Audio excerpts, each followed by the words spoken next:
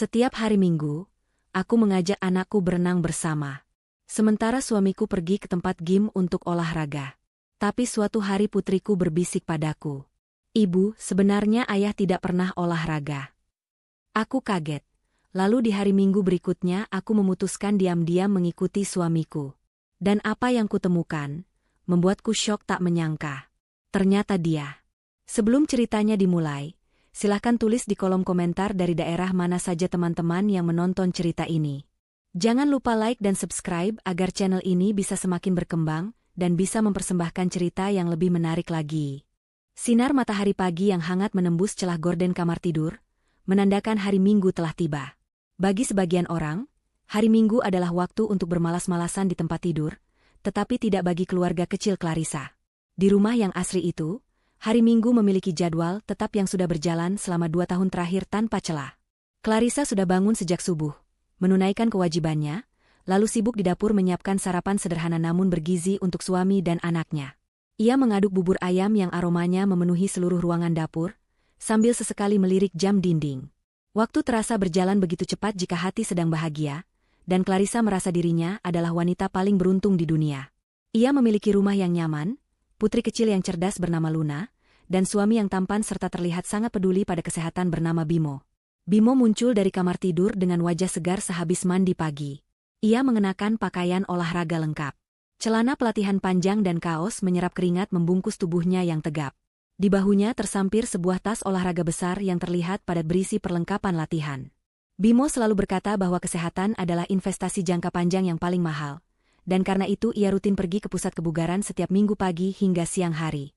Clarissa sangat mendukung kebiasaan suaminya itu. Ia bahkan merasa bangga memiliki suami yang disiplin menjaga bentuk tubuh dan stamina, berbeda dengan suami teman-temannya yang mulai membiarkan perut mereka membuncit seiring bertambahnya usia. Clarissa meletakkan mangkuk bubur di meja makan, menyambut suaminya dengan senyum lebar yang tulus. Pagi itu berjalan seperti naskah drama yang sudah dihafal di luar kepala. Mereka sarapan bersama dengan obrolan ringan seputar rencana minggu depan, atau kelucuan Luna di sekolah taman kanak-kanak. Luna duduk di kursi tingginya, makan dengan lahap sambil sesekali bercerita tentang temannya yang lucu. Bimo mendengarkan dengan sabar, sesekali mengusap kepala putrinya dengan sayang. Pemandangan ini adalah definisi kesempurnaan bagi Clarissa. Tidak ada pertengkaran, tidak ada nada suara tinggi, hanya kehangatan keluarga. Setelah sarapan selesai, Bimo bangkit berdiri dan mengambil tas olahraganya. Ini adalah tanda bahwa waktu perpisahan sementara mereka telah tiba. Rutinitas mereka memang terbagi 2 di hari Minggu. Bimo akan pergi ke tempat kebugaran di pusat kota untuk latihan beban berat yang menurutnya tidak cocok untuk anak kecil. Sementara Clarissa akan membawa Luna ke kolam renang umum yang ramah anak untuk melatih kemampuan motorik putrinya. Bimo mendekati Clarissa, mencium kening istrinya dengan lembut dan cukup lama. Aroma sabun mandi Bimo tercium segar di hidung Clarissa. Bimo berbisik bahwa ia akan berlatih keras hari ini untuk membakar kalori sisa makan malam kemarin. Clarissa tertawa kecil dan menyemangati suaminya. Kemudian Bimo beralih pada Luna, berjongkok menyamakan tingginya dengan sang putri, lalu mencium pipi gembil Luna. Bimo berpesan agar Luna menurut pada ibu dan tidak nakal di kolam renang. Luna mengangguk patuh sambil memegang mainan karet kesayangannya. Setelah ritual pamitan itu selesai, Bimo berjalan gagah menuju mobilnya, melambaikan tangan sekali lagi sebelum kendaraan itu menderu meninggalkan halaman rumah. Clarissa menatap kepergian mobil itu sampai menghilang di tikungan jalan, lalu segera bersiap-siap membereskan perlengkapan renang Luna. Perjalanan menuju kolam renang dihabiskan dengan nyanyian riang Luna di dalam mobil. Clarissa menyetir dengan perasaan tenang. Ia membayangkan betapa sehatnya keluarga mereka. Suaminya olahraga, anaknya berenang, dan ia sendiri aktif bergerak. Sesampainya di kolam renang, suasana sudah cukup ramai oleh keluarga lain. Clarissa membantu Luna mengganti baju, memakaikan pelampung lengan, dan menuntunnya masuk ke kolam anak yang dangkal. Air kolam pagi itu terasa sejuk dan jernih. Luna langsung bersorak kegirangan saat kakinya menyentuh air. Clarissa dengan sabar melatih Luna cara menggerakkan kaki dan menahan napas. Tawa Luna yang lepas membuat hati Clarissa menghangat. Ia merasa segala lelah mengurus rumah tangga dan pekerjaan sampingannya terbayar lunas melihat kebahagiaan Luna. Selama hampir 2 jam mereka bermain air. Clarissa adalah tipe ibu yang sangat protektif namun, membebaskan anaknya bereksplorasi. Ia tidak sekadar duduk di pinggir kolam main ponsel, melainkan ikut masuk ke air, menjaga Luna dari jarak dekat. Namun, entah kenapa hari ini Luna tampak sedikit berbeda. Di sela-sela tawanya, Gadis kecil itu beberapa kali terdiam menatap kosong ke arah pintu masuk kolam renang, seolah sedang memikirkan sesuatu yang berat untuk ukuran anak 5 tahun. Clarissa bertanya apakah Luna lelah atau lapar, tapi Luna hanya menggeleng dan kembali bermain air. Clarissa menganggap itu hanya perubahan suasana hati anak kecil yang biasa terjadi. Mungkin Luna mulai mengantuk karena terlalu lelah bergerak di dalam air. Matahari mulai meninggi dan terasa menyengat di kulit. Clarissa memutuskan sudah waktunya untuk menyudahi sesi renang hari ini. Ia membujuk Luna untuk naik dari kolam. Luna menurut tanpa banyak protes. Mereka berjalan menuju kamar bilas khusus wanita. Suara gemericik air shower dan obrolan ibu-ibu lain memenuhi ruangan ganti. Clarissa memandikan Luna dengan telaten, membersihkan sisa kaporit dari rambut dan kulit putrinya yang halus. Setelah selesai membilas diri dan berpakaian rapi kembali, Clarissa mendudukkan Luna di depan cermin besar untuk mengeringkan rambut panjang Luna dengan handuk. Saat itulah momen yang mengubah segalanya terjadi. Clarissa sedang menggosok lembut rambut Luna dengan handuk, menatap pantulan wajah putrinya di cermin. Luna tidak tersenyum. Tatapan mata bulat itu bertemu dengan tatapan Clarissa di cermin. Ada keseriusan yang tidak wajar di wajah polos itu. Clarissa menghentikan gerakannya sejenak, bertanya dengan lembut ada apa gerangan. Luna memutar tubuhnya menghadap Clarissa. Tangan kecilnya meraih ujung jilbab Clarissa, menariknya pelan agar wajah ibunya mendekat. Clarissa menunduk, mendekatkan telinganya ke bibir mungil Luna, mengira anaknya akan membisikkan permintaan es krim atau mainan baru. Namun yang keluar dari mulut Luna bukanlah permintaan manja. Suara Luna terdengar lirih, hampir seperti desahan angin, tapi setiap katanya menghujam jantung Clarissa dengan kekuatan penuh. Luna berkata bahwa sebenarnya ayah tidak pernah olahraga. Clarissa terdiam, mencoba mencerna kalimat itu. Ia tertawa canggung, mengira Luna sedang bercanda atau salah paham. Ia mencoba menjelaskan pada Luna bahwa ayah pergi ke tempat kebugaran, tempat orang mengangkat besi berat, jadi tentu saja itu olahraga. Namun Luna menggeleng tegas. Matanya menatap lurus ke manik mata Clarissa, tatapan yang penuh kejujuran murni tanpa rekayasa. Luna melanjutkan kalimatnya dengan detail yang membuat darah Clarissa berdesir dingin. Anak itu berkata bahwa baju ayah tidak pernah bau keringat atau bau asam seperti baju Paman Rio jika habis main bola. Baju ayah selalu wangi. Bau wanginya sama seperti sabun yang dipakai Tante Sandra saat Luna pernah diajak ayah mampir ke rumah tante itu dulu. Luna berkata ia ingat bau itu karena baunya manis seperti kue vanila. Jantung Clarissa seakan berhenti berdetak selama beberapa detik. Nama Sandra melintas di kepalanya seperti kilat. Sandra adalah teman lama, atau lebih tepatnya kenalan masa lalu yang sudah bertahun-tahun tidak ia temui. Bagaimana mungkin Luna tahu bau sabun Sandra? Dan kapan Bimo mengajak Luna ke rumah Sandra tanpa sepengetahuan Clarissa? Clarissa memegang bahu Luna, berusaha menahan getaran tangannya sendiri. Ia bertanya dengan suara bergetar, kapan ayah mengajak Luna ke tempat Tante Sandra? Luna tampak berpikir sejenak, lalu menjawab dengan polos bahwa itu terjadi beberapa kali saat ibu sedang pergi belanja atau arisan, dan ayah bilang mereka mau beli bensin tapi malah mampir ke rumah besar yang ada ayunannya. Luna diminta ayah menunggu di mobil sambil main game di ponsel ayah. Tapi Luna pernah minta pipis jadi masuk ke dalam dan mencium bau wangi itu di kamar mandi. Penjelasan Luna yang runtut dan polos itu meruntuhkan dinding keyakinan yang selama ini dibangun Clarissa. Tidak ada anak 5 tahun yang bisa mengarang cerita sedetail itu tentang aroma sabun dan lokasi rumah. Dunia di sekitar Clarissa terasa berputar. Suara bising di ruang ganti seolah meredup, menyisakan denging panjang di telinganya. Clarissa memeluk Luna erat-erat, menyembunyikan wajahnya yang pucat di bahu kecil anaknya. Ia tidak ingin Luna melihat ketakutan di matanya. Dalam pelukan itu, Clarissa menyadari bahwa rutinitas hari Minggu yang ia anggap sempurna ternyata menyimpan lubang besar yang menganga. Bisikan Luna di tepi kolam renang itu bukan sekadar celoteh anak kecil, melainkan kunci yang membuka kotak Pandora yang selama ini tertutup rapat di rumah tangganya. Clarissa menarik napas panjang, berusaha menenangkan detak jantungnya yang menggila. Ia harus pulang. Ia harus memastikan apakah ucapan anaknya benar, atau hanya salah paham belaka. Namun jauh di lubuk hatinya, insting seorang istri mulai berteriak bahwa ada sesuatu yang sangat salah sedang terjadi. Perjalanan pulang dari kolam renang terasa jauh lebih lama dari biasanya. Clarissa menyetir dengan pikiran yang berkecamuk, sementara Luna sudah tertidur pulas di kursi sebelah, kelelahan setelah berenang. Clarissa mencoba berpikir rasional.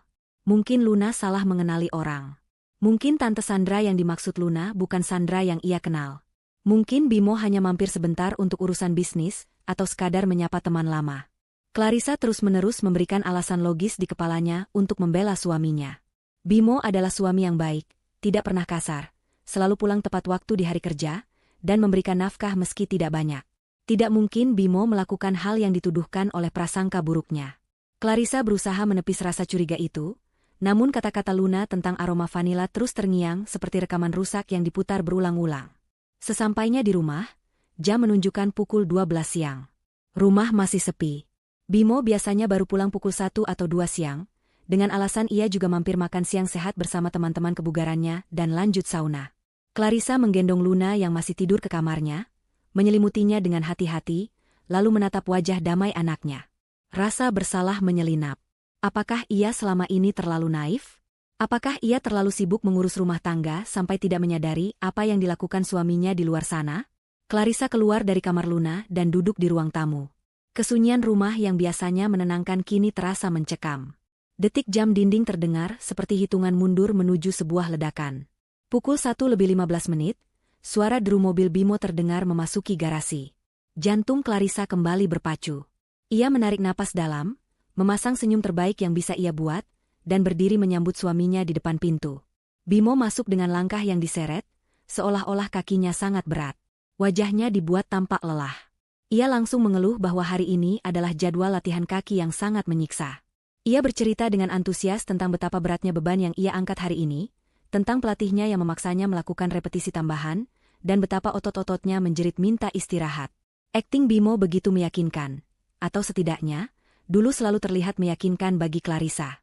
Clarissa mendengarkan cerita itu sambil mengamati suaminya dengan tatapan baru, tatapan seorang penyelidik. Ia memperhatikan kulit wajah Bimo. Bersih, tidak berminyak, dan tidak terlihat kusam layaknya orang yang baru menghabiskan waktu berjam-jam di tempat olahraga yang penuh keringat. Rambut Bimo juga tertata rapi, tidak lepek. Namun Bimo memang selalu mandi di tempat gym sebelum pulang, jadi itu bisa menjadi alibi yang kuat. Clarissa menawarkan air dingin, yang disambut Bimo dengan anggukan lemah seolah ia benar-benar dehidrasi. Saat Bimo meneguk air itu, Clarissa mendekat, pura-pura memijat bahu suaminya. Di sanalah ia menciumnya.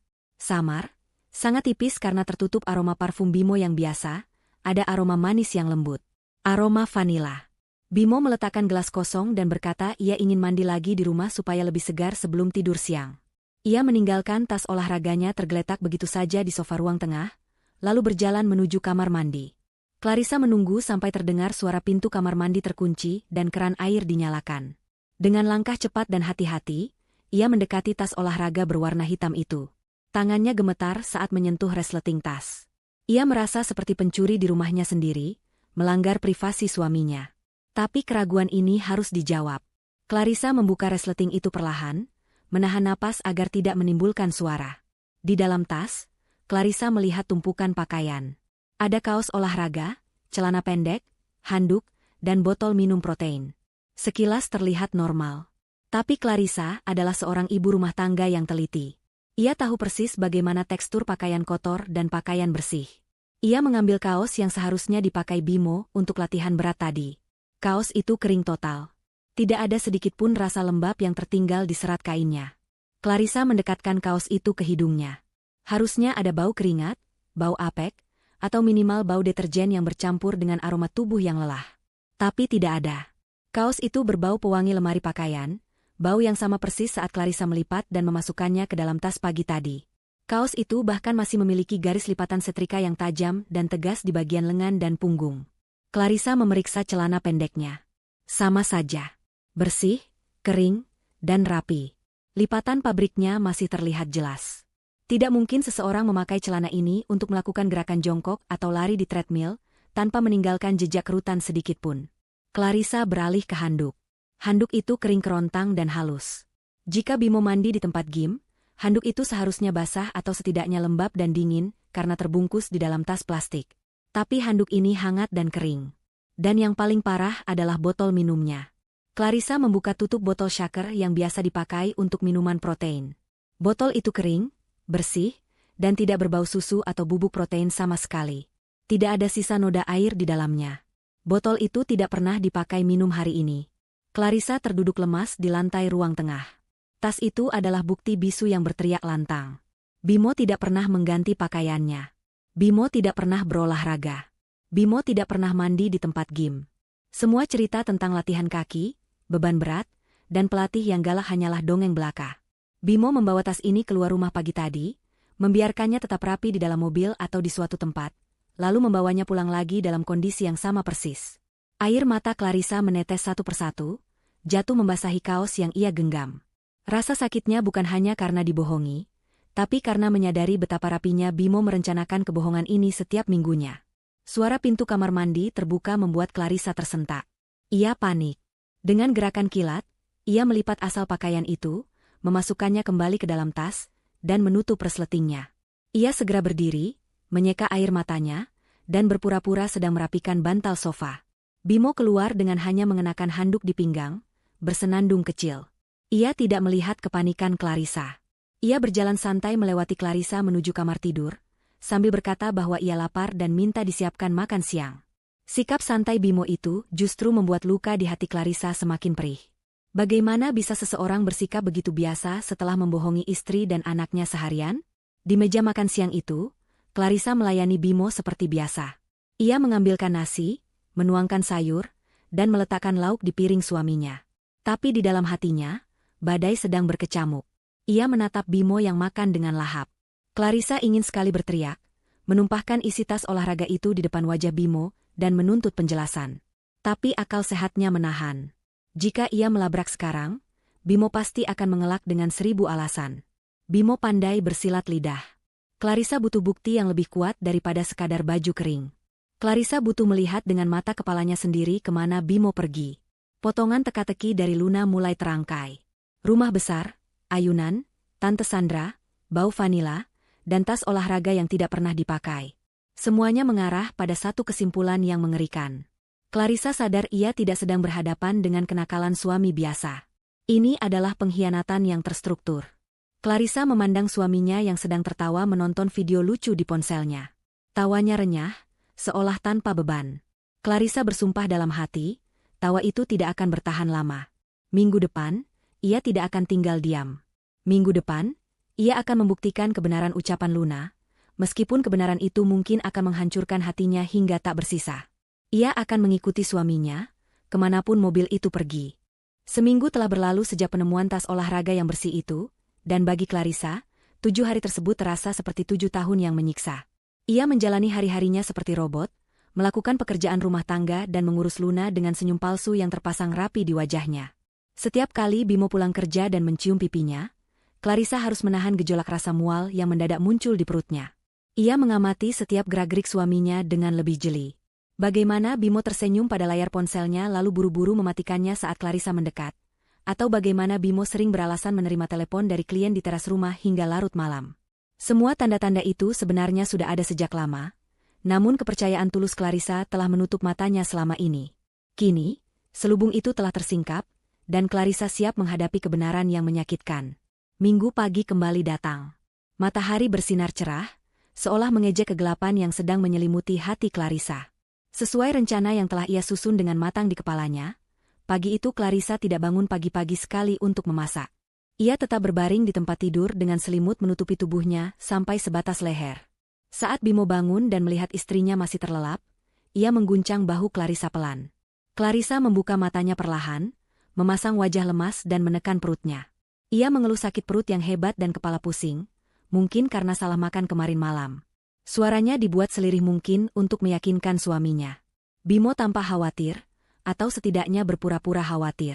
Ia meletakkan punggung tangannya di dahi Clarissa, mengecek suhu tubuh istrinya. Clarissa berkata bahwa ia tidak sanggup pergi berenang hari ini. Ia meminta Bimo untuk tetap pergi olahraga saja karena sayang jika jadwal latihannya terganggu. Sementara Luna akan dititipkan di rumah Ibu Rosa yang hanya berjarak 2 blok dari rumah mereka. Bimo sempat berbasa-basi menawarkan diri untuk membatalkan olahraganya demi merawat Clarissa. Namun, Clarissa bisa melihat kilatan kelegaan di mata suaminya saat Clarissa menolak tawaran itu. Clarissa bersikeras agar Bimo tetap pergi. Akhirnya, dengan wajah yang dibuat berat hati namun langkah yang ringan, Bimo setuju. Ia segera bersiap-siap, mengenakan pakaian olahraganya, dan menyemprotkan parfum itu lagi. Sebelum pergi, Bimo berpesan agar Clarissa banyak istirahat dan minum obat. Setelah mobil Bimo meninggalkan halaman, sakit perut Clarissa sembuh seketika.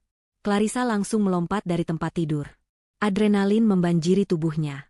Ia segera memandikan Luna dengan cepat, menjelaskan pada putrinya bahwa hari ini mereka akan main di rumah nenek sebentar, karena ibu ada urusan mendadak. Setelah mengantar Luna ke rumah Ibu Rosa dan memastikan ibunya tidak banyak bertanya, Clarissa menjalankan tahap kedua rencananya. Ia tidak menggunakan mobil keluarganya yang mungkin dikenali Bimo dari kejauhan. Sehari sebelumnya, ia sudah meminjam mobil adiknya, sebuah mobil kecil tua berwarna abu-abu kusam yang sangat pasaran dan tidak mencolok.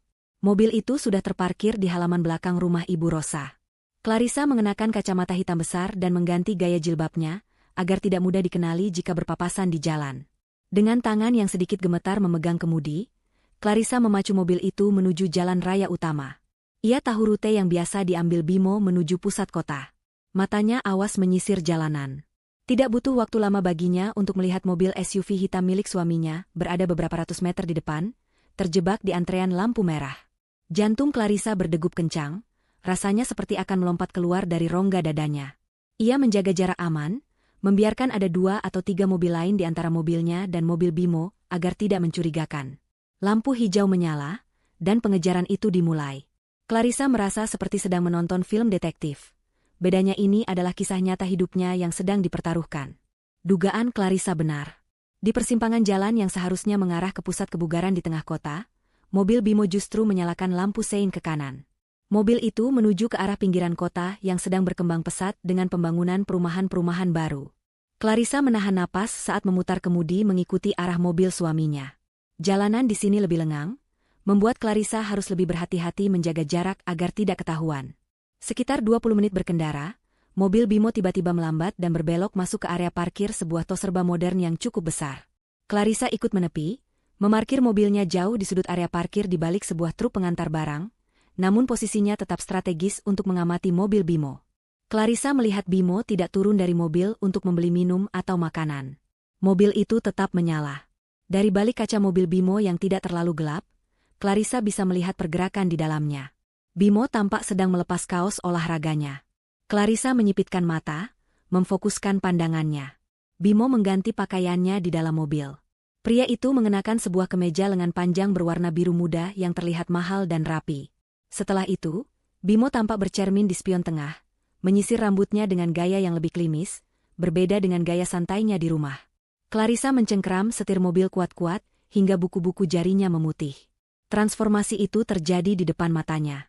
Suaminya yang pamit untuk berkeringat mengangkat beban, kini berdandan layaknya seorang eksekutif muda yang hendak pergi kencan atau rapat penting. Setelah selesai berdandan, Bimo kembali melajukan mobilnya keluar dari area parkir tos serba. Clarissa kembali mengikuti, kali ini dengan perasaan yang lebih hancur namun juga lebih yakin. Sandiwara Bimo bukan main-main. Ia menyiapkan kostum, alibi, dan waktu yang spesifik.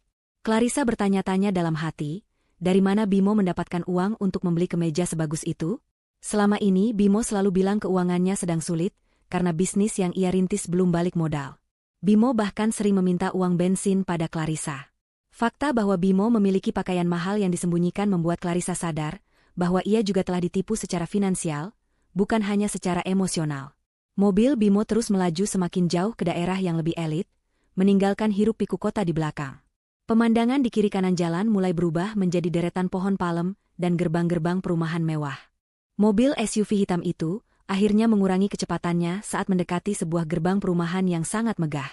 Tulisan besar berwarna emas terpampang di dinding marmer gerbang masuk, Klaster Mawar Residence.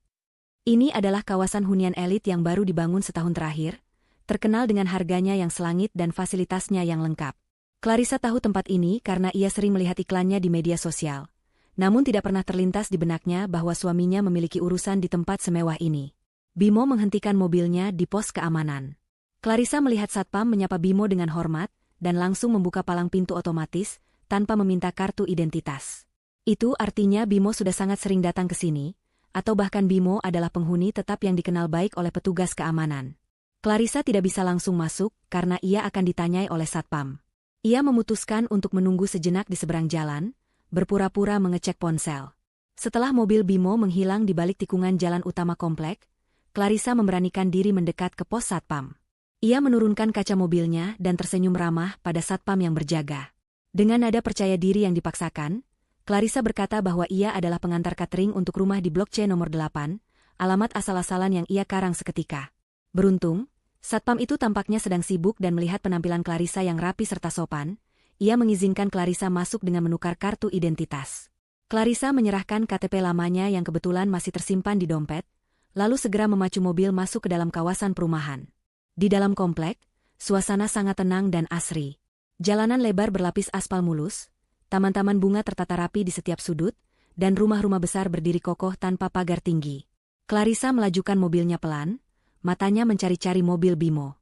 Ia tidak perlu mencari terlalu lama. Di ujung jalan blok utama, ia melihat mobil suaminya terparkir di depan sebuah rumah berlantai 2 yang desainnya sangat mencolok. Clarissa menghentikan mobilnya agak jauh, berlindung di balik bayangan pohon besar yang rimbun. Ia mematikan mesin dan menatap rumah di depannya itu. Seketika, napasnya tercekat di tenggorokan. Air mata yang sejak tadi ia tahan kini, mendesak keluar tanpa bisa dibendung lagi. Rumah itu bukan sekadar rumah mewah biasa. Clarissa mengenal setiap detail arsitekturnya. Bentuk atapnya yang unik, jendela-jendela besar yang menghadap ke timur untuk menangkap matahari pagi, balkon luas di lantai 2 dengan pagar besi tempa bermotif daun, hingga ayunan kayu berwarna putih di teras depan. Itu adalah rumah impiannya. 5 tahun yang lalu, saat mereka baru menikah dan masih tinggal di kontrakan sempit, Clarissa pernah menggambar sketsa rumah masa depannya di buku catatan. Ia menunjukkan gambar itu pada Bimo dengan mata berbinar, bermimpi suatu hari mereka bisa membangun rumah seperti itu untuk anak-anak mereka. Waktu itu Bimo tertawa meremehkan, mengatakan bahwa desain itu terlalu boros, tidak masuk akal, dan butuh biaya miliaran yang tidak mungkin mereka miliki. Bimo menyuruh Clarissa berhenti bermimpi dan hidup realistis. Namun kini, gambar coretan tangan Clarissa itu berdiri nyata di hadapannya. Bimo telah mewujudkan mimpi Clarissa, tapi bukan untuk Clarissa. Rasa sakit yang menghujam dada Clarissa kali ini jauh lebih perih daripada saat mengetahui suaminya berbohong. Ini adalah pencurian mimpi.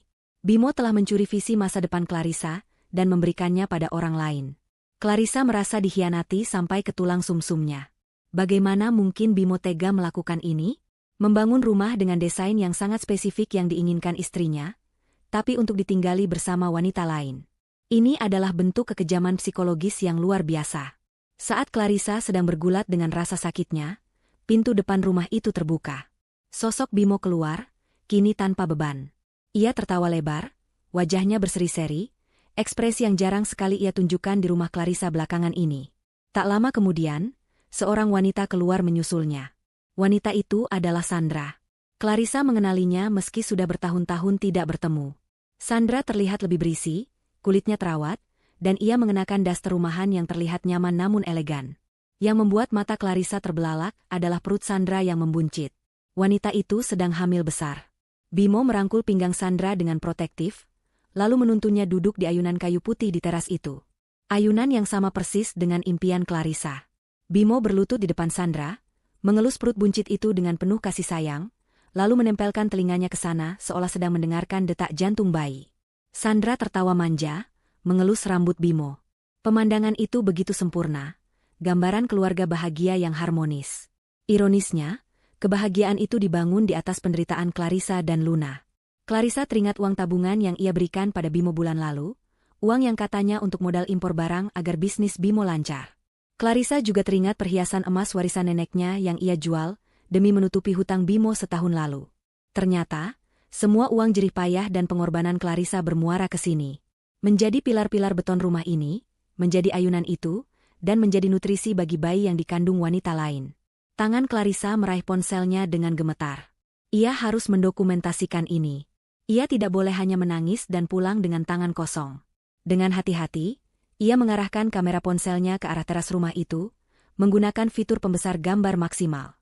Ia memotret berkali-kali. Memotret Bimo yang sedang mencium kening Sandra, memotret plat nomor mobil Bimo yang terparkir di garasi rumah itu, dan memotret suasana rumah secara keseluruhan. Setiap kali tombol kamera ditekan, hati Clarissa semakin membeku. Rasa sedihnya perlahan berubah bentuk. Air matanya berhenti mengalir, digantikan oleh tatapan dingin yang tajam. Kesedihan itu mengkristal menjadi kemarahan yang tenang namun mematikan. Ia melihat Bimo bangkit berdiri dan masuk ke dalam rumah sebentar, lalu keluar lagi membawakan segelas jus untuk Sandra. Bimo melayani Sandra layaknya seorang ratu. Padahal di rumah, Bimo tidak pernah sekalipun mengambilkan air minum untuk Clarissa, bahkan saat Clarissa sakit demam tinggi bulan lalu. Bimo selalu minta dilayani, minta dipijat, minta disiapkan segalanya. Ketidakadilan ini membuat darah Clarissa mendidih. Ia menyadari bahwa ia tidak kehilangan suami. Ia justru sedang melihat wajah asli dari pria yang selama ini ia nikahi. Pria di seberang sana, yang sedang tertawa bahagia di rumah mewah itu, adalah seorang aktor ulung dan penipu yang tidak punya hati nurani. Clarissa menurunkan ponselnya setelah merasa cukup mendapatkan bukti visual. Ia menarik napas panjang, mengisi paru-parunya dengan tekad baru. Ia tidak akan turun dari mobil dan melabrak mereka sekarang. Itu tindakan bodoh yang hanya akan membuatnya terlihat histeris dan lemah. Jika ia mengamuk sekarang, Bimo mungkin akan kabur membawa sisa aset yang ada, atau Sandra akan bermain peran sebagai korban. Tidak, Clarissa tidak akan memberikan mereka kepuasan itu. Clarissa akan pulang, menyusun kembali kepingan hatinya yang pecah, lalu merangkainya menjadi senjata. Ia akan mengambil kembali apa yang menjadi haknya dan hak Luna. Ia menatap rumah impian itu sekali lagi, bersumpah dalam hati bahwa suatu hari nanti, ia yang akan berdiri di teras itu, dan Bimo yang akan terusir pergi. Clarissa menyalakan mesin mobil, memutar balik kendaraan dengan perlahan agar tidak menarik perhatian, dan meninggalkan klaster Mawar dengan rencana pembalasan yang mulai tumbuh di benaknya. Setelah kejadian di klaster Mawar, Clarissa tidak pulang ke rumah untuk menangis di balik bantal. Ia mengarahkan mobilnya ke kantor firma hukum milik Pak Irfan, seorang pengacara senior yang dulu merupakan sahabat mendiang ayahnya. Clarissa datang bukan dengan wajah sembab seorang istri yang putus asa, melainkan dengan wajah dingin seorang wanita yang siap berperang. Di ruang kerja Pak Irfan yang dipenuhi tumpukan berkas, Clarissa meletakkan semua bukti yang ia miliki. Foto-foto dari ponselnya, salinan buku tabungan, dan catatan-catatan kecil yang ia kumpulkan. Pak Irfan menatap Clarissa dengan prihatin namun, bangga melihat ketegaran putri sahabatnya itu. Mereka mulai membedah satu persatu transaksi keuangan Bimo. Clarissa memberikan kuasa penuh pada Pak Irfan untuk menelusuri aliran dana bisnis suaminya yang selama ini ia modali. Hasil penelusuran itu sangat mengejutkan, bahkan bagi Clarissa yang sudah bersiap untuk yang terburuk. Ternyata selama 2 tahun terakhir, Bimo telah melakukan penarikan dana secara sistematis dari rekening usaha konveksi yang mereka bangun.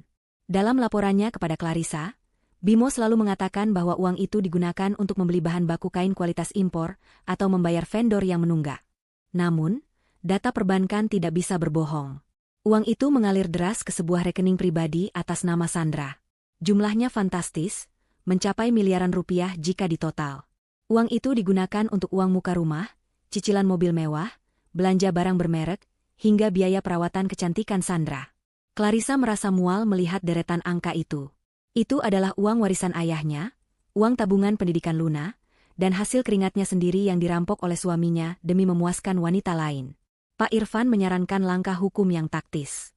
Ia mengingatkan Clarissa bahwa jika ia melabrak sekarang, Bimo bisa saja menyembunyikan sisa aset atau memutarbalikkan fakta. Mereka butuh strategi jebakan. Clarissa harus membuat Bimo merasa aman, membuatnya merasa bahwa kebohongannya masih tertutup rapat, sehingga Bimo akan lengah dan melakukan kesalahan fatal. Clarissa menyeka air matanya yang sempat menetes karena marah. Ia mengangguk setuju. Hari itu juga, Clarissa memutuskan untuk memainkan peran terbaik dalam hidupnya. Ia akan menjadi aktris di panggung rumah tangganya sendiri.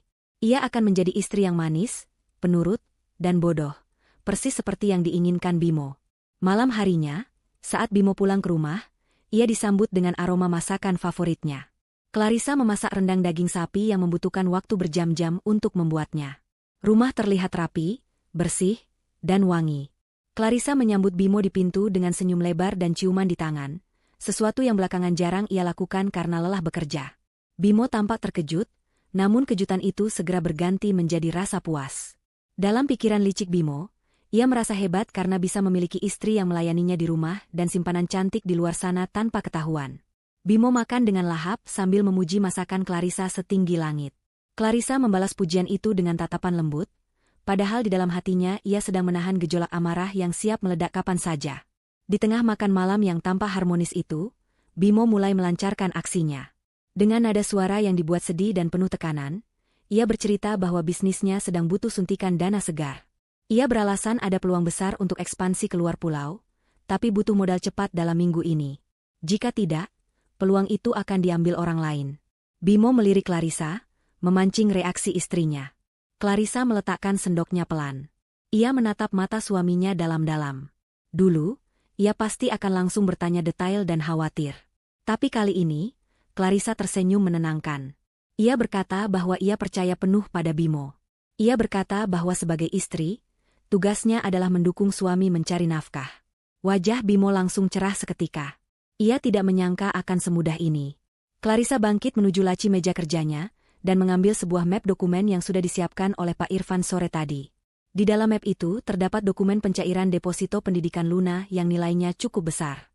Namun, di antara tumpukan kertas itu, terselip sebuah surat pernyataan pengalihan aset dan pengakuan hutang yang dikemas dengan bahasa hukum yang rumit.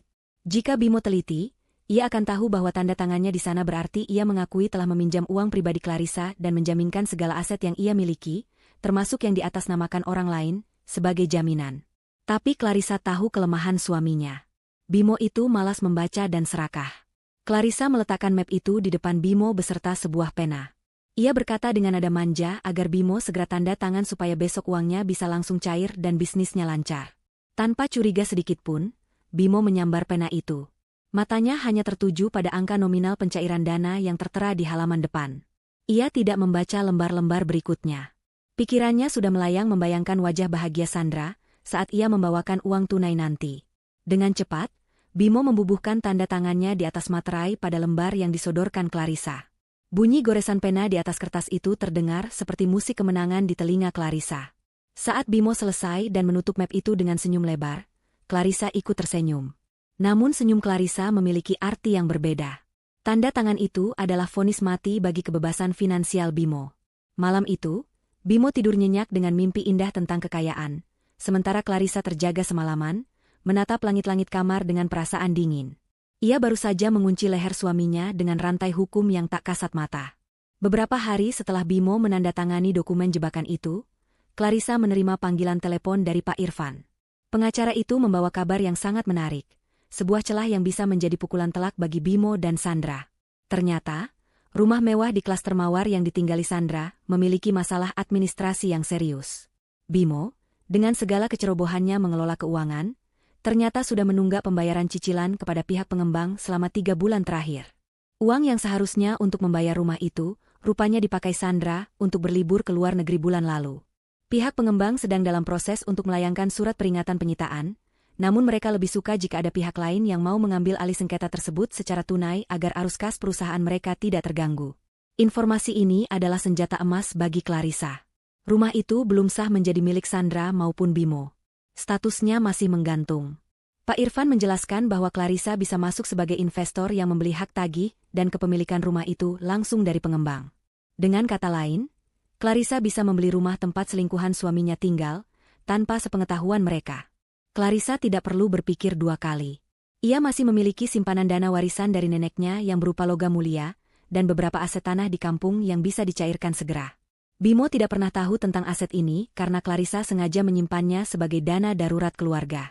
Ironisnya, dana darurat itu kini digunakan untuk menghancurkan keluarga palsu yang dibangun suaminya. Proses pembelian dilakukan dengan sangat hati-hati dan rahasia. Clarissa tidak menggunakan namanya sendiri secara langsung agar Bimo tidak curiga jika ada surat yang nyasar. Ia mendirikan sebuah perusahaan cangkang, sebuah perseroan terbatas kecil yang bergerak di bidang properti, dengan Pak Irfan sebagai kuasa hukumnya. Melalui perusahaan inilah Clarissa membeli sengketa rumah di klaster Mawar. Dalam waktu kurang dari seminggu, transaksi itu selesai. Pihak pengembang sangat senang karena masalah kredit macet mereka terselesaikan dengan pembayaran tunai. Mereka menyerahkan segala dokumen legalitas kepada Pak Irfan. Kini, secara hukum hitam di atas putih, pemilik sah dari tanah dan bangunan yang ditempati Sandra adalah perusahaan milik Clarissa. Siang itu, Clarissa duduk di sebuah kafe seberang kantor Pak Irfan, memegang salinan sertifikat kepemilikan baru itu. Tangannya mengelus kertas tebal itu dengan perasaan campur aduk. Ada rasa puas yang luar biasa, seolah ia baru saja memenangkan sebuah pertempuran besar tanpa harus menghunus pedang. Ia membayangkan wajah Sandra yang sombong, yang merasa hidupnya aman dan terjamin di dalam istana megah itu. Sandra tidak sadar bahwa ia sedang menumpang di rumah istri sah dari pria yang ia rebut. Sandra tidur di kamar yang dimiliki Clarissa, memasak di dapur milik Clarissa, dan berteduh di bawah atap milik Clarissa. Clarissa merasa seperti hantu atau bayangan yang menguasai segalanya tanpa terlihat. Ia adalah pemilik bayangan yang sewaktu-waktu bisa menampakkan diri dan mengusir penghuni liar di dalamnya. Sore harinya, Bimo pulang ke rumah dengan membawa sebuah boneka beruang besar untuk Luna. Ia memberikannya dengan gaya seorang ayah yang sangat penyayang. Luna menerimanya dengan senyum tipis. Namun mata anak itu tidak bisa berbohong. Luna menatap ibunya, seolah meminta izin apakah boleh menerima hadiah dari ayah yang pembohong. Clarissa mengangguk pelan, membiarkan sandiwara itu berlanjut sedikit lagi. Bimo kemudian duduk di sofa, memijat kakinya, dan mulai bercerita bualan tentang betapa suksesnya pertemuan bisnisnya hari ini berkat modal yang diberikan Clarissa. Ia berkata bahwa keuntungan akan berlipat ganda bulan depan, dan ia berjanji akan mengajak Clarissa dan Luna liburan ke Eropa akhir tahun nanti. Clarissa mendengarkan semua omong kosong itu sambil melipat pakaian. Ia menatap Bimo yang tampak begitu percaya diri. Pria itu benar-benar tidak tahu apa yang sedang terjadi di belakang punggungnya. Bimo tidak tahu bahwa rumah, investasi, rahasianya sudah berpindah tangan. Bimo tidak tahu bahwa setiap rupiah yang ia keluarkan kini diawasi oleh pengacara. Dan yang paling penting, Bimo tidak tahu bahwa wanita yang duduk diam di depannya ini memegang kendali penuh atas nasibnya. Clarissa menyodorkan secangkir teh hangat untuk Bimo. Saat Bimo menyeruput teh itu dan mendesah nikmat, Clarissa tersenyum misterius. Ia berkata dalam hati, nikmatilah ketenangan ini selagi bisa, Mas. Karena badai yang sesungguhnya sudah menunggu di depan pintu. Malam semakin larut, Clarissa memandangi kalender di dinding kamarnya. Hari Minggu tinggal 2 hari lagi. Ia melingkari tanggal itu dengan spidol merah di dalam pikirannya. Hari Minggu besok bukan lagi hari untuk berenang atau berolahraga palsu. Hari Minggu besok adalah hari eksekusi. Clarissa sudah menyusun skenario terakhir. Ia tidak akan membiarkan Bimo pergi sendirian lagi. Ia akan membawa Bimo dan Luna ke pesta kejutan yang sesungguhnya. Clarissa mematikan lampu kamar, membiarkan kegelapan menyelimuti ruangan, namun api di dalam dadanya menyala semakin terang. Ia sudah tidak sabar melihat wajah Bimo saat topengnya ditarik paksa di hadapan semua orang. Kesabaran Clarissa sudah mencapai batasnya, dan kini saatnya sang pemilik bayangan keluar menuju cahaya untuk menagih apa yang menjadi miliknya. Hari Minggu yang dinanti-nantikan akhirnya tiba. Langit pagi itu berwarna abu-abu mendung, seolah alam semesta sedang bersiap menurunkan badai yang sejalan dengan suasana hati Clarissa. Di dalam rumah, rutinitas pagi berjalan sedikit berbeda dari biasanya. Bimo sudah siap dengan setelan pakaian olahraganya yang mahal dan tas besar yang selalu menemaninya. Ia tampak terburu-buru, berkali-kali melirik jam tangan, mungkin karena ia sudah janji akan datang lebih awal ke rumah Sandra untuk menemani wanita itu periksa kandungan atau sekadar sarapan bersama. Aroma parfum vanila dan mask yang menyengat sudah tercium dari tubuh Bimo, aroma yang kini membuat perut Clarissa mual setiap kali menghirupnya. Bimo sedang mengikat tali sepatunya di teras ketika Clarissa keluar dengan pakaian rapi, bukan pakaian santai rumah, melainkan pakaian semi-formal yang anggun lengkap dengan jilbab satin yang berkilau. Clarissa berdiri di ambang pintu, menatap punggung suaminya dengan tatapan dingin yang ia sembunyikan di balik senyum manis. Ia memanggil Bimo dengan suara lembut namun tegas. Bimo menoleh, sedikit terkejut melihat penampilan istrinya yang sudah rapi sepagi ini. Sebelum Bimo sempat bertanya atau berpamitan pergi, Clarissa langsung melancarkan serangan pertamanya. Ia berkata bahwa hari ini Bimo harus membatalkan rencana ke tempat kebugaran. Clarissa beralasan bahwa ia baru saja mendapatkan kabar gembira dari kantornya kemarin sore. Bonus tahunan dan pembagian dividen koperasi kantor cair dengan jumlah yang sangat besar, jauh lebih besar dari perkiraan. Clarissa berbohong dengan sangat lancar, mengatakan bahwa ia ingin merayakannya dengan mengajak Bimo dan Luna makan siang spesial di restoran mewah, lalu pergi melihat lokasi properti karena ia berniat menginvestasikan uang bonus itu hari ini juga. Mendengar kata bonus besar dan investasi, mata Bimo langsung berbinar. Sifat serakahnya langsung mengambil alih logika. Rencana menemui Sandra seketika menjadi prioritas kedua di kepalanya. Bimo berpikir jika Clarissa punya uang banyak, ia harus ada di sana untuk memastikannya, atau setidaknya merayu istrinya agar sebagian uang itu bisa masuk ke kantongnya dengan alasan modal bisnis lagi. Bimo mencoba sedikit jual mahal, berpura-pura keberatan karena jadwal latihannya akan terganggu, namun Clarissa dengan cepat memotong. Ia berkata jika Bimo tidak mau ikut, ia akan pergi sendiri dan mungkin akan langsung membeli apartemen tanpa berkonsultasi dulu. Ancaman halus itu berhasil. Bimo langsung setuju, ia melepas tas olahraganya dan berlari masuk ke kamar untuk berganti pakaian yang lebih pantas. Clarissa menunggu di ruang tamu sambil menggandeng tangan Luna. Luna tampak cantik dengan gaun pesta sederhana berwarna merah muda. Anak itu bertanya mau kemana mereka pergi. Clarissa berbisik pada Luna bahwa mereka akan pergi melihat rumah impian dan bertemu seseorang.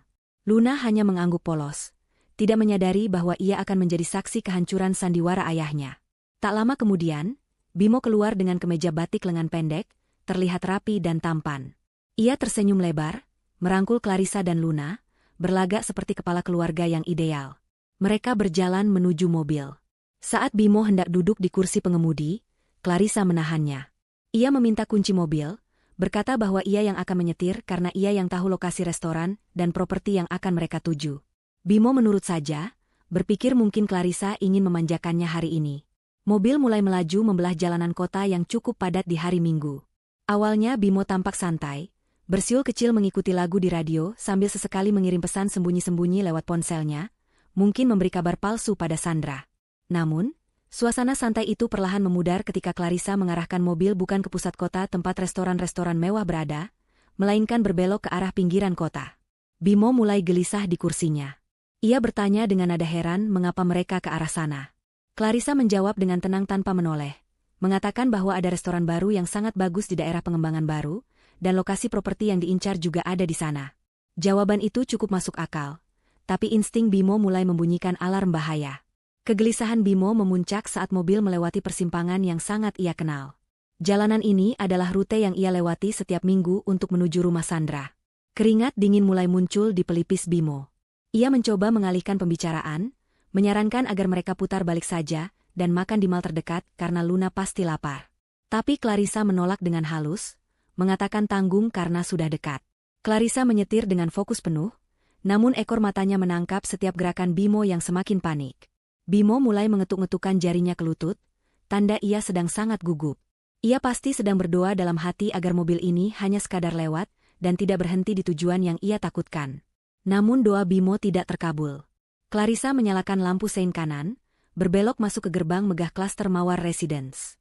Wajah Bimo pucat pasi seolah darahnya tersedot habis. Ia menoleh cepat ke arah Clarissa. Suaranya bergetar saat bertanya kenapa mereka masuk ke sini. Clarissa tetap tenang, menjawab datar bahwa properti yang ingin ia beli ada di dalam komplek ini, karena katanya prospek investasinya sangat bagus. Bimo terdiam, lidahnya keluh. Ia terjebak dalam situasi yang sangat mengerikan. Ia tidak bisa melarang Clarissa masuk karena itu akan sangat mencurigakan. Tapi jika mereka masuk, risiko bertemu Sandra atau ketahuan sangat besar. Bimo hanya bisa berharap Sandra sedang tidak ada di rumah, atau setidaknya mereka hanya melihat-lihat blok lain yang jauh dari rumah Sandra. Harapan Bimo hancur berkeping-keping saat Clarissa melajukan mobil lurus menuju blok utama, blok tempat rumah Sandra berada. Napas Bimo mulai terdengar berat dan pendek. Ia memegang pegangan pintu mobil dengan erat. Clarissa bisa merasakan ketakutan yang memancar dari tubuh suaminya, dan itu memberinya kepuasan tersendiri. Mobil terus melaju pelan, melewati deretan rumah mewah, hingga akhirnya Clarissa menginjak rem tepat di depan sebuah rumah dengan pagar tanaman yang asri. Itu adalah rumah Sandra. Rumah dengan ayunan putih di terasnya. Clarissa mematikan mesin mobil. Keheningan menyergap kabin mobil selama beberapa detik. Bimo membeku, matanya menatap horor ke arah rumah itu. Clarissa menoleh pada suaminya, tersenyum penuh arti, lalu berkata bahwa inilah rumah yang ia maksud. Rumah investasi masa depan mereka. Clarissa membuka pintu mobil dan turun dengan langkah anggun. Ia berjalan memutar untuk membukakan pintu bagi Luna, sementara Bimo masih terpaku di kursi penumpang depan seperti patung. Bimo benar-benar lumpuh oleh rasa takut. Otaknya buntu, tidak tahu harus berbuat apa. Jika ia tidak turun, Clarissa akan curiga. Jika ia turun, ia tamat.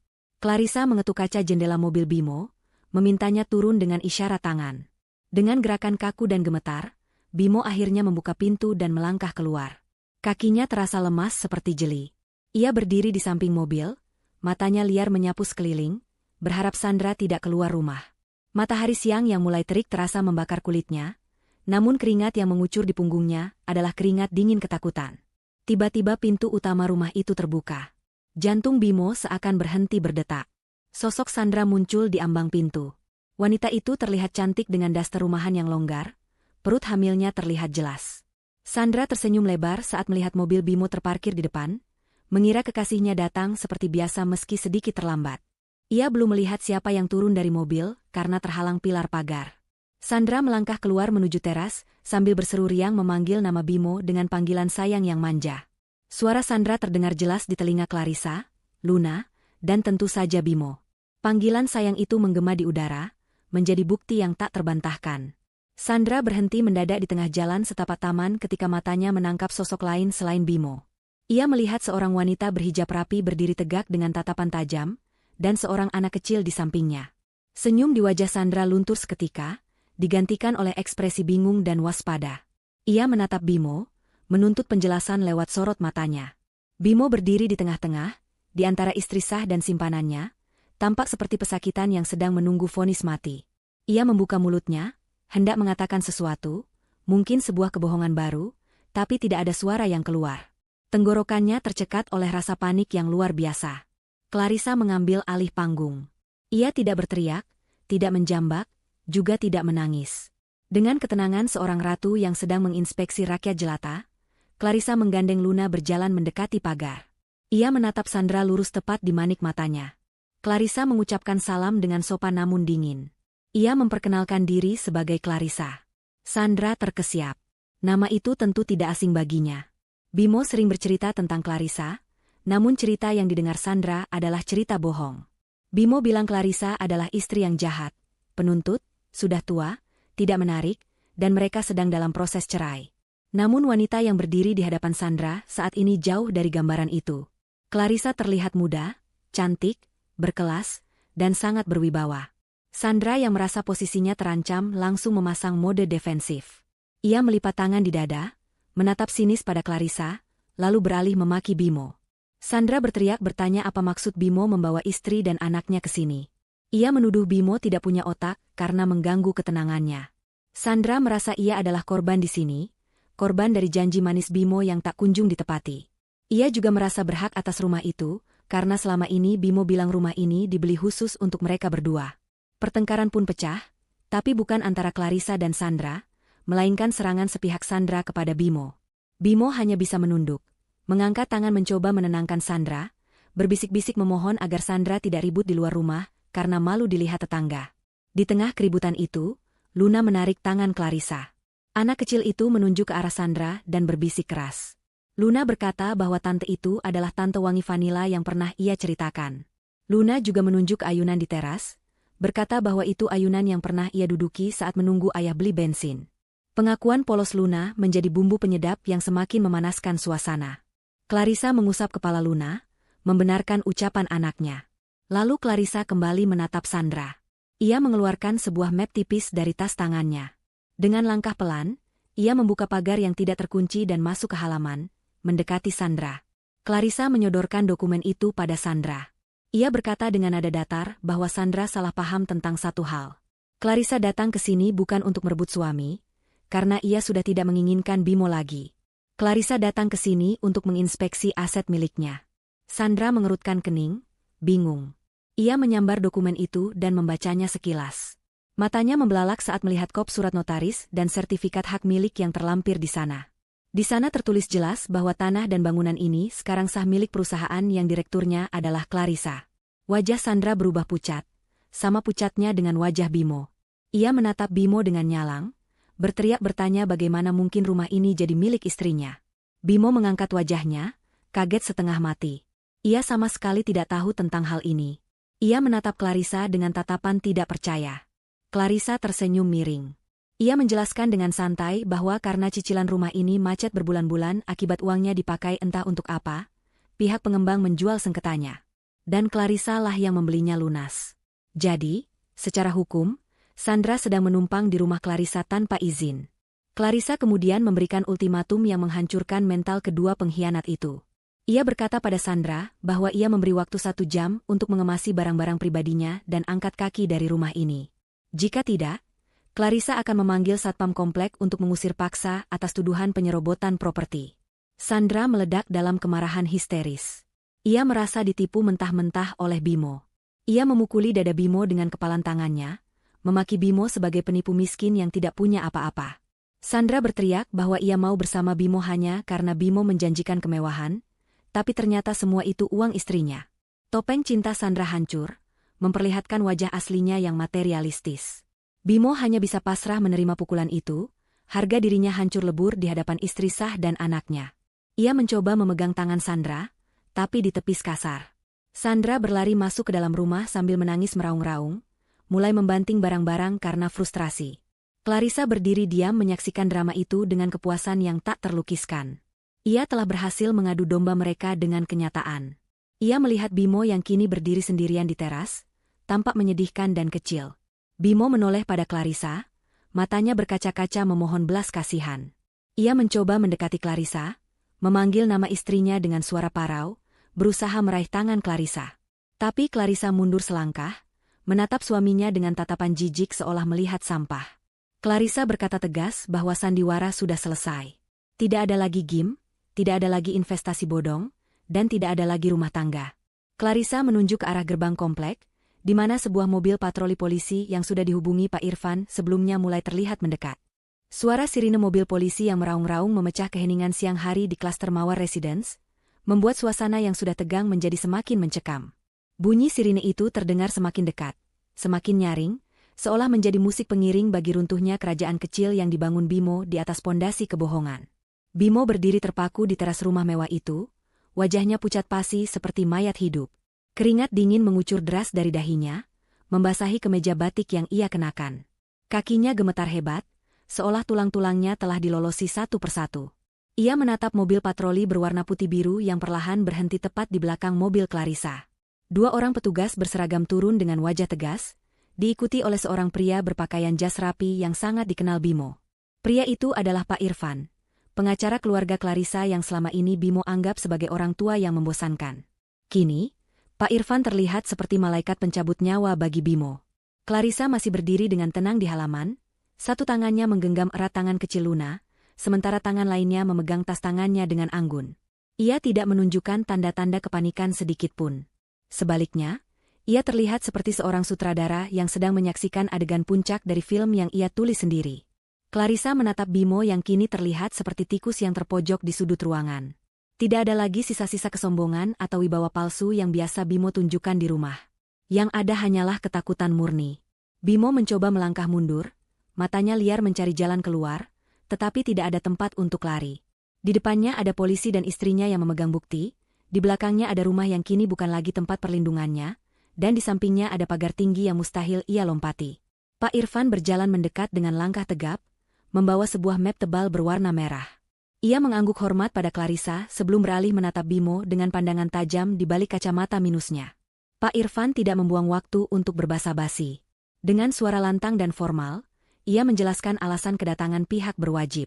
Ia menyatakan bahwa Bimo dilaporkan atas dugaan tindak pidana penggelapan dana perusahaan dalam jumlah besar, pemalsuan dokumen keuangan, serta penipuan aset. Bimo berusaha membuka mulutnya untuk membela diri, untuk mengatakan bahwa ini semua hanya salah paham, bahwa ia bisa menjelaskannya. Namun, kata-kata itu tersangkut di tenggorokannya. Bimo sadar betul bahwa dokumen yang ia tanda tangani, tanpa membaca beberapa hari lalu adalah jebakan maut. Dokumen itu bukan sekadar persetujuan pencairan dana, melainkan pengakuan hutang dan pengalihan tanggung jawab pidana atas penggunaan uang yang tidak semestinya. Sementara itu, dari dalam rumah terdengar suara gaduh. Pintu depan terhempas terbuka dengan kasar. Sandra muncul dengan wajah sembab dan riasan yang luntur oleh air mata. Ia menyeret sebuah koper besar dengan susah payah, sementara tangan lainnya menenteng tas-tas belanjaan bermerek yang isinya berantakan keluar. Sandra terlihat berantakan, jauh dari kesan wanita glamor yang selama ini ia tampilkan. Saat melihat polisi di halaman, langkah Sandra terhenti. Matanya membelalak kaget. Ia menatap Bimo, lalu menatap polisi, dan terakhir menatap Clarissa. Kesadaran menghantam Sandra dengan keras. Situasinya jauh lebih buruk dari sekadar diusir oleh istri sah. Ini adalah masalah hukum. Sandra yang licik dan egois langsung menyadari bahwa ia harus menyelamatkan dirinya sendiri. Ia tidak mau terseret dalam kasus Bimo. Sandra membanting koper yang ia bawa, lalu berjalan cepat menghampiri polisi. Dengan suara melengking dan penuh drama, ia mulai berteriak bahwa ia juga adalah korban. Ia menunjuk-nunjuk wajah Bimo dengan jari telunjuknya yang berkuku panjang. Sandra berteriak bahwa Bimo telah menipunya. Bimo mengaku sebagai pengusaha kaya yang lajang, atau setidaknya duda kaya, dan menjanjikan hidup mewah. Sandra bersumpah ia tidak tahu menahu soal asal-usul uang Bimo. Ia berkata bahwa ia hanya wanita lemah yang sedang hamil dan diperdaya oleh laki-laki hidung belang ini. Pengkhianatan Sandra di depan mata membuat hati Bimo semakin hancur.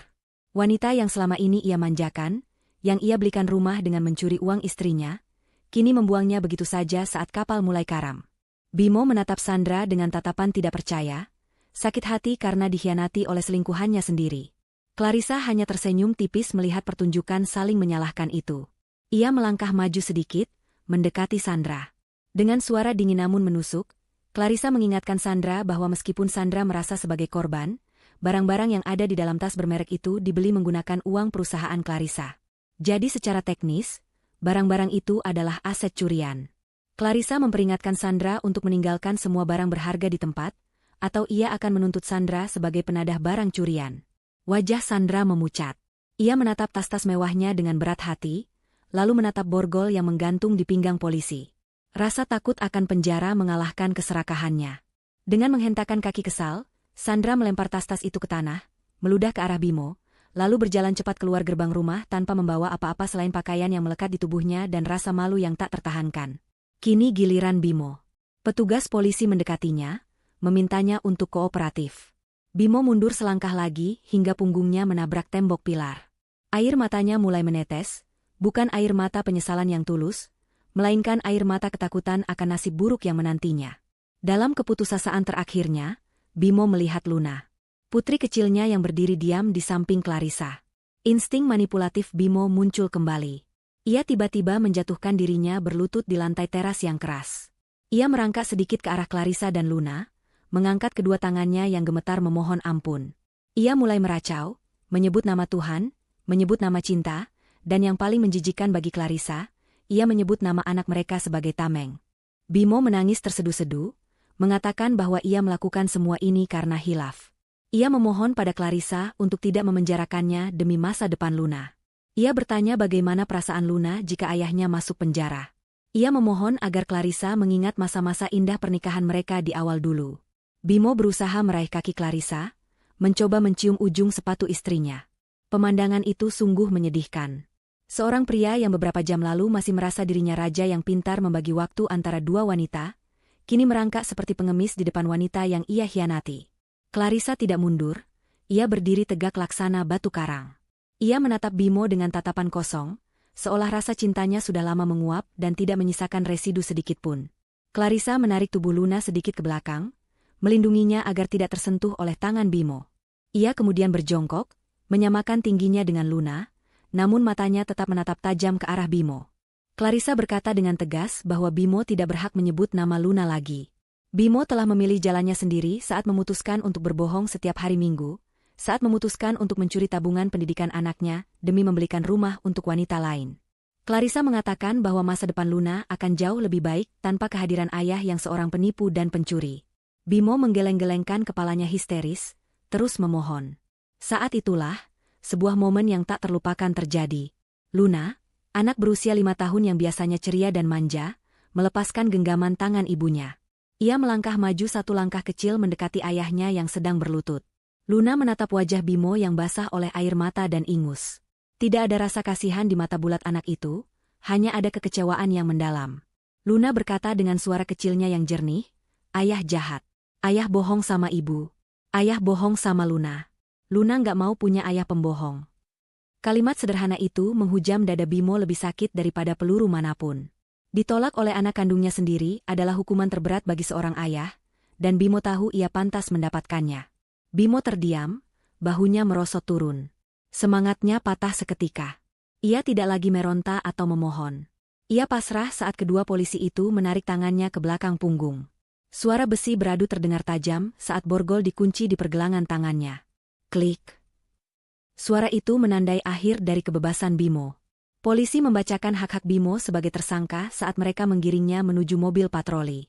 Bimo berjalan dengan kepala tertunduk dalam, tidak berani menatap wajah Clarissa maupun Luna lagi. Tetangga-tetangga di sekitar klaster Mawar mulai keluar rumah, menonton kejadian itu dengan bisik-bisik penasaran. Reputasi Bimo sebagai penghuni kaya raya hancur lebur dalam hitungan menit, berganti menjadi tontonan memalukan sebagai kriminal yang ditangkap polisi. Mobil polisi itu perlahan bergerak meninggalkan halaman rumah, membawa Bimo menuju kantor polisi untuk mempertanggungjawabkan perbuatannya. Clarissa menghela napas panjang, sangat panjang, seolah membuang beban ribuan ton yang selama ini menghimpit dadanya. Ia merasakan kelegaan yang luar biasa. Pak Irfan menepuk bahu Clarissa pelan, memberinya senyum dukungan, lalu pamit untuk mengurus prosedur hukum di kantor polisi.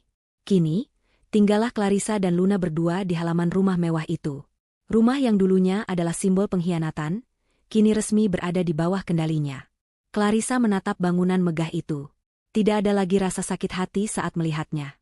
Yang ada hanyalah sebuah aset properti yang harus ia kelola. Ia berjongkok memeluk Luna erat-erat, mencium puncak kepala anaknya. Badai telah berlalu, dan meskipun meninggalkan puing-puing, setidaknya udara kini terasa jauh lebih bersih tanpa polusi kebohongan. 6 bulan telah berlalu sejak hari penangkapan yang menggemparkan itu. Waktu, seperti biasanya, adalah penyembuh yang paling efektif. Roda kehidupan terus berputar, menggiling nasib manusia sesuai dengan perbuatannya masing-masing. Di sebuah pagi yang cerah, langit biru membentang luas tanpa awan, memayungi halaman belakang sebuah rumah yang kini tampak jauh berbeda. Rumah di klaster Mawar itu telah mengalami transformasi total. Pagar tanaman yang dulu tinggi dan tertutup kini dipangkas rapi, membuat rumah terlihat lebih terbuka dan ramah. Dinding luar yang dulunya berwarna krem membosankan pilihan Sandra, kini dicat ulang dengan warna putih bersih yang memberikan kesan modern dan lapang. Tidak ada lagi jejak-jejak masa lalu yang kelam di sana. Di kolam renang pribadi yang terletak di belakang rumah, air biru jernih berkilauan ditimpa sinar matahari pagi. Suara kecipak air dan tawar yang anak kecil memenuhi udara. Clarissa dan Luna sedang menikmati waktu berkualitas mereka. Ini bukan kolam renang umum yang ramai dan berbau kaporit menyengat seperti dulu. Ini adalah kolam renang pribadi mereka. Clarissa mengenakan pakaian renang muslimah berwarna cerah, wajahnya terlihat segar dan bercahaya. Tidak ada lagi lingkaran hitam di bawah matanya, akibat kurang tidur memikirkan kebohongan suami. Aura kecantikannya kembali memancar, kali ini ditambah dengan harisma seorang wanita mandiri yang sukses memegang kendali atas hidupnya. Luna, yang kini sudah hampir berusia 6 tahun, berenang lincah menggunakan ban pelampung berbentuk donat. Tawa anak itu terdengar lepas, bebas dari beban. Clarissa duduk di tepi kolam, kakinya menjuntai ke dalam air yang sejuk. Ia menyesap segelas jus jeruk segar sambil mengawasi Luna. Pikirannya melayang sejenak ke peristiwa 6 bulan lalu. Proses perceraiannya dengan Bimo berjalan sangat cepat. Dengan bukti-bukti perselingkuhan, penelantaran, dan tindak pidana yang kuat, hakim mengabulkan gugatan cerai Clarissa dalam sidang pertama. Hak asuh anak jatuh sepenuhnya ke tangan Clarissa. Bimo tidak bisa melakukan perlawanan apapun. Ia divonis bersalah atas kasus penggelapan dan penipuan, dan kini sedang menjalani masa hukumannya di lembaga pemasyarakatan. Harta benda Bimo yang tersisa disita untuk mengganti kerugian perusahaan, membuatnya jatuh miskin seketika. Kabar terakhir yang didengar Clarissa, keluarga besar Bimo pun enggan menjenguknya karena malu dengan aib yang ia buat. Nasib Sandra pun tidak jauh lebih baik. Setelah diusir dari rumah itu, Sandra sempat mencoba menuntut hak asuh atas anak yang dikandungnya kepada Bimo, berharap mendapat tunjangan. Namun karena Bimo bangkrut dan dipenjara, Sandra tidak mendapatkan sepeser pun. Rumor yang beredar mengatakan bahwa Sandra terjerat hutang pinjaman online untuk membiayai gaya hidupnya yang tak bisa direm, dan kini harus bersembunyi di kampung halamannya, bekerja serabutan untuk menghidupi bayinya. Clarissa tidak merasa kasihan, namun juga tidak lagi menyimpan dendam. Ia menganggap mereka berdua hanyalah bagian dari masa lalu yang memberinya pelajaran mahal tentang harga sebuah kejujuran. Karma telah bekerja dengan caranya yang sempurna dan adil. Rumah di klaster Mawar ini tidak dijual oleh Clarissa. Ia memutuskan untuk merenovasinya dan menjadikannya rumah singgah dan taman bacaan untuk anak-anak yatim di akhir pekan, sekaligus menjadi villa pribadi bagi dirinya dan Luna. Clarissa ingin mengubah energi negatif rumah ini menjadi sesuatu yang bermanfaat. Ayunan putih di teras depan yang dulu menjadi simbol impian yang dicuri, kini menjadi tempat favorit anak-anak panti asuhan untuk bermain dan membaca buku cerita. Clarissa merasa menang setiap kali melihat anak-anak itu tertawa bahagia di sana. Ia telah merebut kembali mimpinya, membersihkannya dari noda, dan membuatnya jauh lebih bermakna daripada sekadar hunian mewah untuk pamer. "Ibu, lihat aku bisa menyelam," seru Luna membuyarkan lamunan Clarissa. Anak itu memamerkan kemampuannya menahan napas di dalam air, lalu muncul kembali ke permukaan dengan wajah basah dan menyeka matanya. Clarissa bertepuk tangan, memberikan pujian yang membuat Luna tersenyum bangga. Luna berenang mendekati ibunya, berpegangan pada tepi kolam. Tiba-tiba wajah Luna berubah sedikit serius, teringat sesuatu. Ia menatap ibunya dan bertanya dengan polos, "Ibu, ayah kemana? Kenapa ayah nggak pernah ikut kita berenang lagi?" Pertanyaan itu wajar keluar dari mulut anak seusia Luna yang mungkin mulai merindukan sosok ayahnya, terlepas dari apa yang telah terjadi.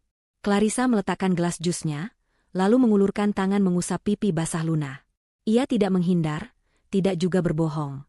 Clarissa telah berjanji pada dirinya sendiri untuk selalu jujur pada anaknya, tentu dengan bahasa yang bisa dimengerti anak kecil.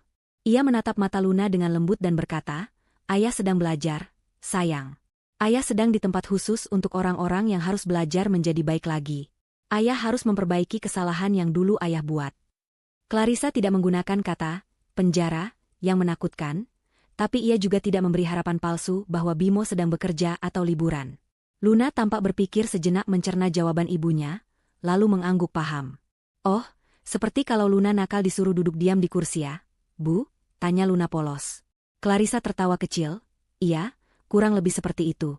Tapi waktunya lebih lama karena kesalahan ayah lebih besar." Luna tidak bertanya lagi. Ia tampaknya puas dengan jawaban itu. Baginya, hidup berdua dengan ibu yang selalu ada, yang tidak pernah berbohong, dan yang selalu mengajaknya bersenang-senang seperti ini sudah lebih dari cukup.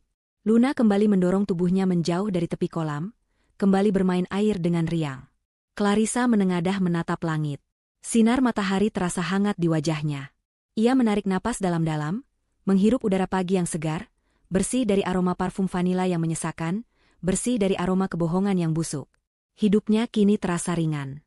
Ia memiliki bisnis yang semakin berkembang karena ia kelola sendiri dengan benar, ia memiliki aset yang aman, dan yang terpenting, ia memiliki kebahagiaan dan ketenangan batin yang tak ternilai harganya. Clarissa menyadari bahwa hari Minggu bukan lagi hari yang kelabu.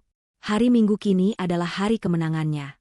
Ia mengambil kacamata hitamnya, memakainya dengan gaya santai, dan bersandar di kursi malas. "Ayo, Bu, turun ke air," ajak Luna sambil memercikan air ke arah Clarissa. "Siap, Tuan Putri," jawab Clarissa sambil tertawa. Ia bangkit dan melompat masuk ke dalam kolam, menciptakan cipratan air yang besar.